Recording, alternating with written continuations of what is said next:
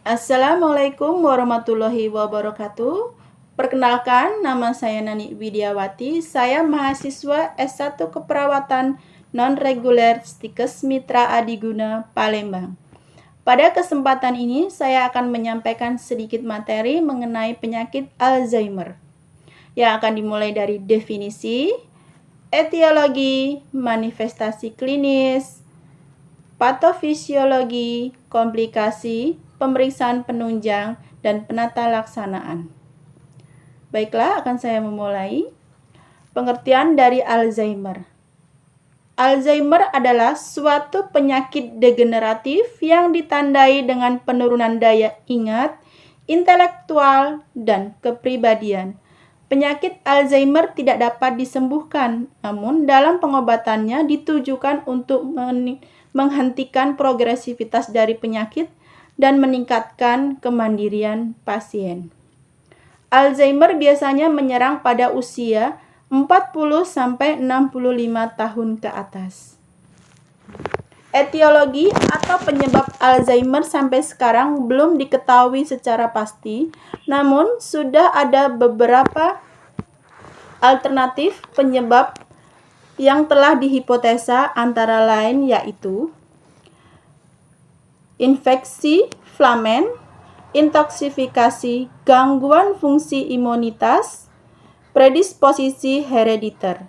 Dasar kelainan patologi penyakit Alzheimer terdiri dari degenerasi neuronal, kematian daerah spesifik jaringan otak yang mengakibatkan gangguan fungsi kognitif dengan penurunan daya ingat secara progresif. Penyakit Alzheimer disebut juga penyakit menurun atau genetik. Namun setelah dilakukan penelitian bahwa faktor lingkungan juga bisa menjadi pencetus utama dari Alzheimer. Manifestasi klinis atau tanda gejala dari Alzheimer biasanya berlangsung cukup lama dan bertahap, sehingga pasien dan keluarga tidak menyadari pasti kapan si pasien mulai menderita Alzheimer. Gejala klinis dapat terlihat sebagai berikut, yaitu yang pertama, kehilangan daya ingat atau memori, terutama memori jangka pendek, lupa terhadap orang lain atau tetangga, kesulitan melakukan rutinitas rutin seperti memakai baju atau melepas baju, kesulitan dalam berkomunikasi atau mengucapkan kata-kata yang sederhana sehingga mengganti kata-kata dengan kata-kata yang lain. Disorientasi waktu dan tempat, lupa siang dan malam, orang Alzheimer mudah tersesat, salah menempatkan barang pada tempatnya, penurunan dalam memutuskan sesuatu, perubahan tingkah laku, perubahan perilaku. Orang Alzheimer akan mudah curiga terhadap orang lain. Kehilangan inisiatif sendiri.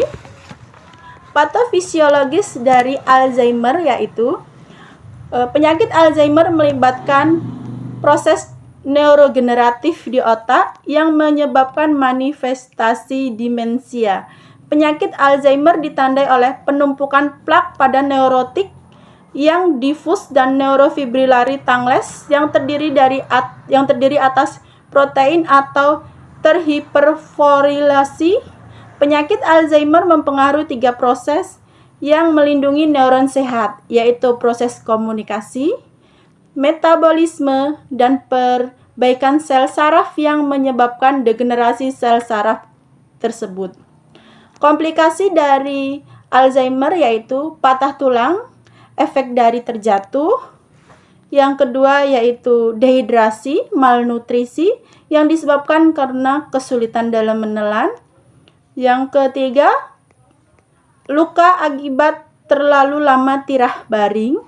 Yang keempat, tersedak sehingga menimbulkan gangguan pernafasan dan pneumonia aspirasi. Penyakit infeksi, misalnya infeksi paru-paru. Komplikasi yang paling berbahaya atau yang berefek fatal yaitu bisa menyebabkan kematian. Pemeriksaan penunjang pada Alzheimer yaitu 1. Pemeriksaan lab darah. Yang kedua, pengambilan cairan otak melalui fungsi lumbal. Pemeriksaan radiologi dengan alat PET scan, CT scan, atau MRI. Penata laksanaan pada penyakit Alzheimer harus melibatkan komunikasi secara terbuka antara dokter, pengasuh, dan pasien. Pendekatan perilaku juga diperlukan, serta mencakup penyederhanaan lingkungan, rutinitas yang sama setiap hari, terapi olahraga, terapi pencahayaan, dan terapi musik. Intervensi farmakologis yang diberikan untuk mengurangi gejala dan menjaga agar pasien semaksimal mungkin dapat mandiri.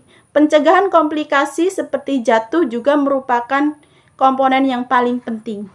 Obat-obat yang biasa diberikan yaitu berupa inhibitor kolinesterase seperti donepezil, galantamin, dan rifastiquin.